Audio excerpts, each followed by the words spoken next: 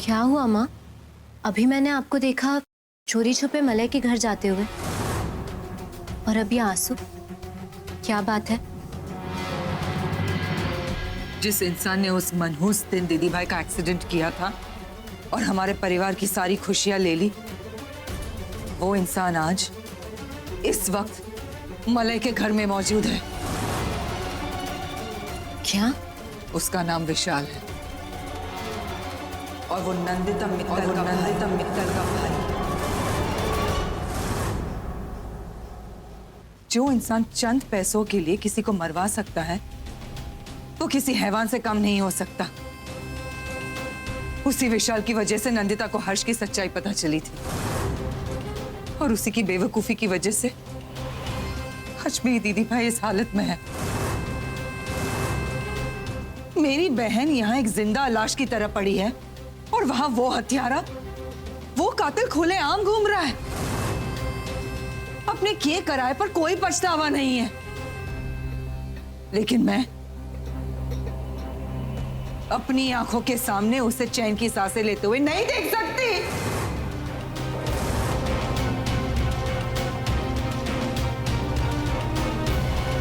अब वक्त आ गया है इस युद्ध के शुभारंभ और हमारे बदले का पहला कदम तभी पूरा होगा जब उस विशाल की मौत होगी। मौत, मौत।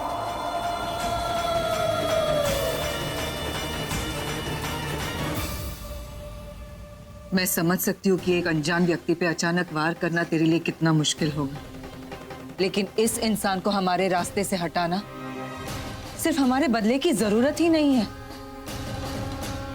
हमारी मजबूरी भी है। मजबूरी? कैसी मजबूरी माँ? पप्पू, मैंने तुझे बताया था ना कि नंदिता ने सिर्फ दीदी भाई की तस्वीर देखी थी और हम उसके लिए कोई मायने नहीं रखते।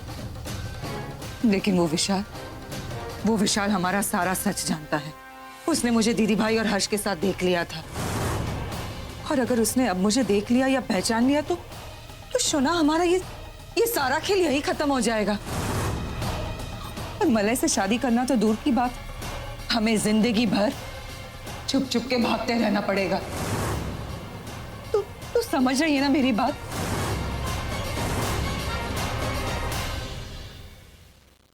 नहीं माँ, अब ऐसा कुछ नहीं होगा।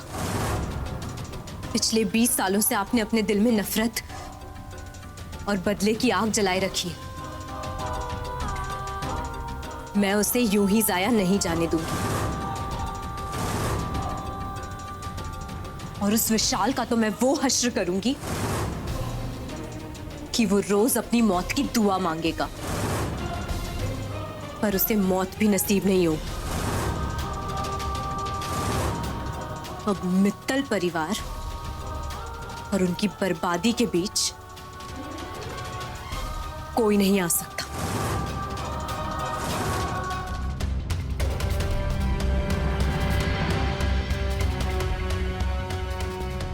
कहां गई मलय की होने वाली सासू मां?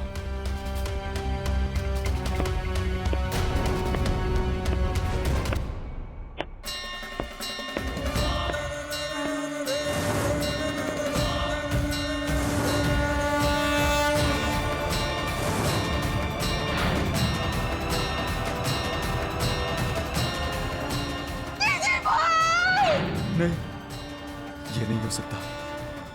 ये क्या, कैसे?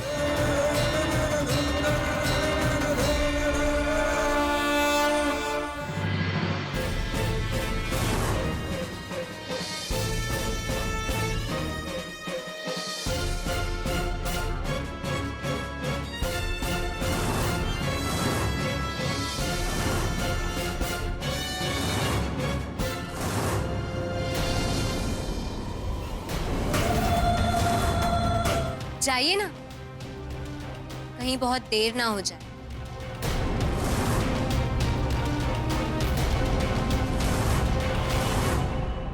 तुम्हें क्या लगा? जो औरत इतने सालों से ये षड्यंत्र रच रही है, वो तुम जैसे प्यादे से हार जाएगी? ना विशाल बाबू, ना। अरे, तुमने मुझे नहीं देखा। मैं खुद अपने आप को तुम्हारे सामने लेकर आई हूं, ताकि तुम खुद यहां चलकर आओ और तुम अपनी आंखों से अपनी करतूतों को देख सको। ये देखो कि मेरी दीदी भाई की हालत क्या कर दी और मेरे परिवार की। अब तक हम तड़पे हैं, अब तुम्हारी बारी। की होलो भागो। मैं भी देखना चाहती हूँ कहां तक भाग सकते हैं।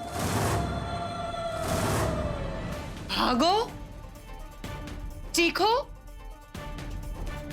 अरे अपनी जान बचानी है ना तुम्हें, हाँ? तो चीखो।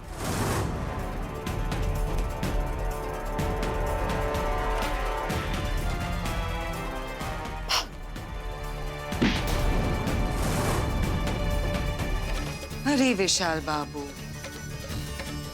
अरे हम खुद आपसे जाने के लिए कह रहे हैं। जीजी को हमारा सारा सच बताना है ना, तो जाइए। किसने रोका है? हम तो नहीं। आप लोग मुझे जाने नहीं दोगे। भले ही उस दिन हमें भागने का मौका नहीं दिया था तुमने, लेकिन हमारा दिल बहुत बड़ा है। जल्दी से भाग जाओ, इससे पहले कि हमारा मन बदल जाए। जाओ तो ऐशो जाओ।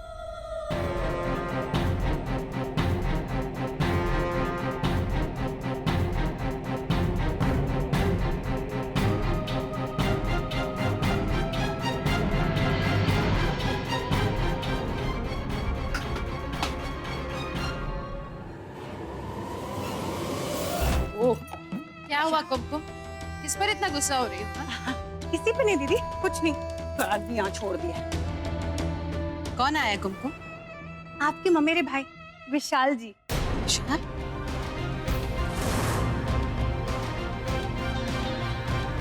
इतने साल बाद अचानक? अब प्राकृतिक घटना तो कभी भी आ जाती है ना दीदी। क्या? मेरे कहने का मतलब ये था दीदी कि जो मेहमान होते हैं वो तो अचानक ही आ जाते हैं ना, ऐसे ही बस। हाँ, अच्छा हुआ आ गया। इस बहाने मले की शादी में भी शामिल हो जाएगा। वैसे है कहाँ वो? अभी कुछ देर पहले मैंने उसे देखा, वो कल्पना के घर जा रहा था। कल्पना के घर? हाँ।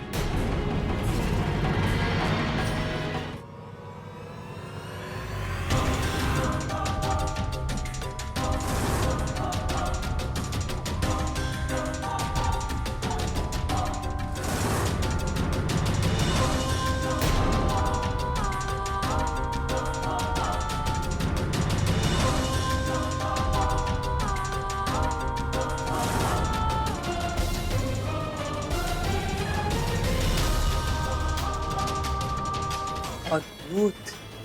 तुम्हारी आंखों में ये डर देखने के लिए मैं तो सब कुछ हारने को तैयार हूँ। कल्पना दरवाजा खोलो। इतनी डोरबेल्स बजाई, फिर भी कल्पना दरवाजा नहीं खोल रही है। पता नहीं कौन से मुर्दे अंदर गाड़ रही है जो अब तक दरवाजा नहीं खोला है।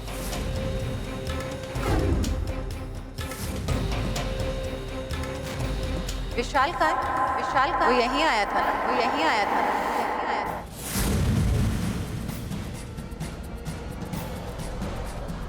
अप्पू! अप्पू!